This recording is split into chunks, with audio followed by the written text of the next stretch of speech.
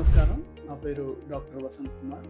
కర్నూలు నగరంలోని Shri Vijayadurga cardiac centre నందు నేను గుండె వ్యాధి నిపుణులుగా సేవలు అందిస్తున్నాను. ఈరోజు మనము సాధారణంగా ఆరోగ్యంగా ఉన్న వ్యక్తులు కూడా వచ్చి మాకు హార్ట్ చెకప్ చేయండి అని అడుగుతూ ఉంటారు. లేదా 40 ఏళ్ళు నిండాయి, 50 సంవత్సరాలు నిండాయి, మాకు గుండె జబ్బు ఉందా లేదా అన్నది చెప్పండి అని మమ్మల్ని అడుగుతూ ఉంటారు. సో ఎవరైనా ఈ అనుమానం వచ్చినప్పుడు ఫిజిషియన్ కానీ కార్డియాలజిస్ట్ కానీ కలుస్తూ ఉంటారు. లేకుండా కొంతమంది డైరెక్ట్ గానే కొన్ని సెంటర్స్కి వెళ్ళి మాకు చెకప్ చేయండి అంటారు. కానీ ఎప్పుడైనా ఈ చెకప్ చేసే ముందు డాక్టర్ని కలవటం మంచిది. డాక్టర్కి ఏ సమస్యలు ఉన్నాయి, అసలు ఏమైనా సమస్యలు ఉన్నాయా లేదా, షుగర్ ఉందా, బీపీ ఉందా, family history of heart attack ఉందా, ఇవన్నీ తెలుసుకొని మనం టెస్టులు చేసుకుంటే వాటిని నిర్ధారించడానికి, వాటి ఫలితాలను గురించి విశ్లేషించడానికి కరెక్ట్గా ఉంటుంది. ఈ హార్ట్ చెకప్ అనే టెస్ట్లో మనం యూజువల్గా BP, pulse rate, weight, height, BMI body mass index, తర్వాత వాళ్ళకి ఏమైనా షుగరు, బీపీ ఇవన్నీ ఉన్నాయా లేదా అడుగుతాం. Family history of heart attack ఉందా లేదా, ఫ్యామిలీ హిస్టరీ ఆఫ్ కొలెస్ట్రాల్ అంటే హై కొవ్వు పదార్థం ఎక్కువగా ఉండటం, ఏ ప్రాబ్లము లేకుండా ఫ్యామిలీలో ఊరికే హార్ట్ అటాక్స్ వస్తున్నాయని కొంతమంది ఫ్యామిలీ హిస్టరీ కూడా ఉంటుందని చెప్తారు.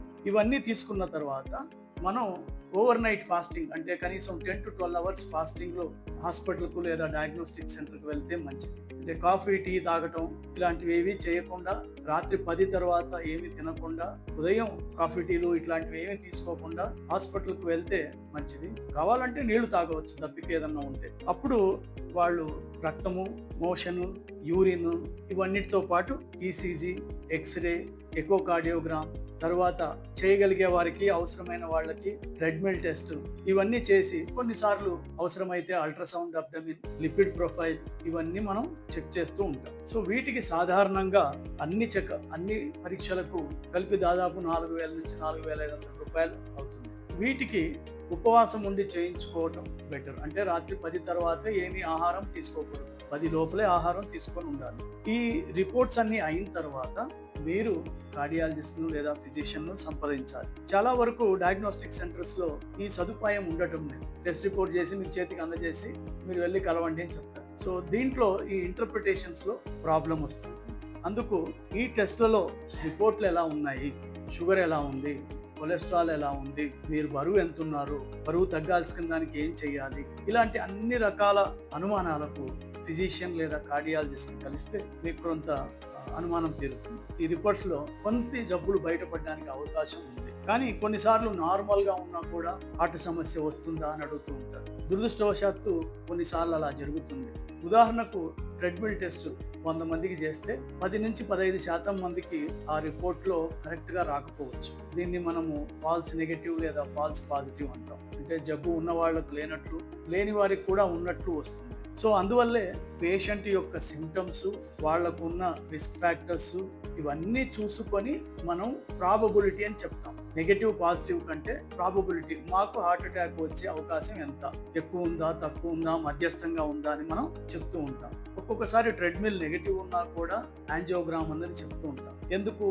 సో ట్రెడ్మిల్ 15% ఆఫ్ ద పీపుల్లో మనం జబ్బు ఉన్నా కూడా కొన్నిసార్లు బయటికి అది కనపడకపోవచ్చు ట్రెడ్మిల్ టెస్ట్లో. సో అందువల్ల సిమ్టమ్స్ అన్నవి చాలా ఇంపార్టెంట్. సపోజ్ ఈ వ్యక్తి రోజుకు కనీసం 100 అడుగులు కూడా నడవకుండా ఉంటే బయటపడదు. సో మనం శారీరక శ్రమ లేదా నడక అన్నది రెగ్యులర్గా చేస్తున్నప్పుడే కొన్నిసార్లు జబ్బులు బయటపడతాయి. కొంతమంది అంటుంటారు చిన్న లక్షణాలకే టెస్టులు చేయించాలా అన్నది. సాధారణంగా మనకి ఎవరు ఫ్రీగా టెస్టులు చేయటం లేదు.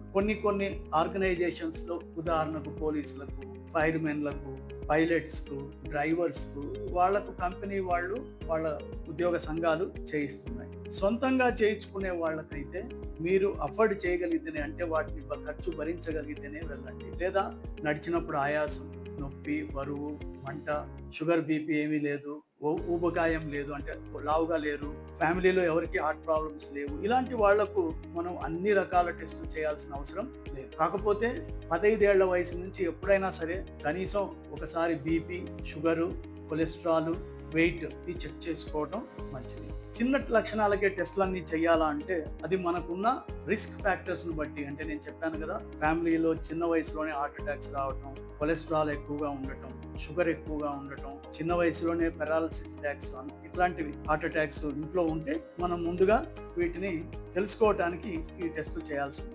ముందస్తు పరీక్షలతో మనం హార్ట్ అటాక్ నివారించగలమా అంటే నివారించవచ్చు. కానీ రేపు పొద్దున హార్ట్ అటాక్ వస్తుందా, ఈరోజు సాయంత్రం హార్ట్ అటాక్ వస్తుందా అన్నది మాత్రం ప్రపంచంలో ఏ టెస్ట్ ఇప్పుడు మనకు ఇంకా పూర్తిగా నిర్ధారణ కావటం లేదు. ఇప్పుడు మేము హార్ట్ అటాక్ వచ్చిన వారిని గమనిస్తే దాదాపు 100కి 20-25% మందికి అంతకుముందు షుగర్ ఉందనో, బీపీ ఉందనో, కొలెస్ట్రాల్ ఉందనో పరీక్షల ద్వారా తెలుస్తూ ఉంది హార్ట్ అటాక్ వచ్చిందో.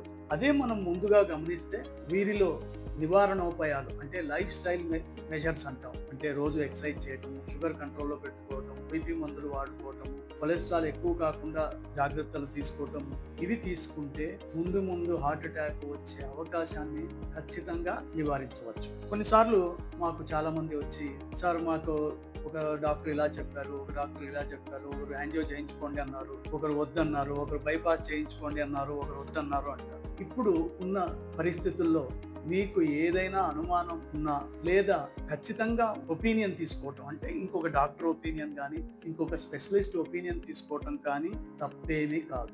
ఇప్పుడు సహజంగా ప్రజల్లో టెస్టులు అనవసరంగా చేస్తున్నారు, యాంజియోగ్రామ్ అనవసరంగా చేస్తున్నారు, బైపాస్, స్టెంట్ ఇవన్నీ అనవసరంగా చేస్తున్నారు అనే ఒక అపోహ ఉంది. సో అందుకోసం నిర్ధారణ చేసినప్పుడు నాకేమీ బాధలు లేవు కానీ వీళ్ళు చేయమంటున్నారు అని అట్లా ఎవరైనా చెప్తే మీకు అలా అనుమానం ఉంటే సెకండ్ ఒపీనియన్ తీసుకోవటం ఏమాత్రం తప్పు కాదు. డాక్టర్లు కూడా ఇట్లాంటి విషయాల్లో సహకరించాలి. కాకపోతే ఒక జబ్బు గురించి ఒక డాక్టర్ మందులే వాడుకోనొచ్చు, ఒక డాక్టర్ సర్జరీ చేసుకోనొచ్చు, ఒక డాక్టర్ స్టెంట్ వేసుకోనొచ్చు. కానీ వీటన్నిటికీ ముందుగా చూడాల్సింది మనకు జబ్బు లక్షణాలు ఏమున్నాయి, రిస్క్ ఎంత ఉంది, బెనిఫిట్ ఎంత ఉంది అన్నది మీరు కూలంకషంగా డాక్టర్తో సంప్రదించి వారి అభిప్రాయం తీసుకోవడం మంచిది.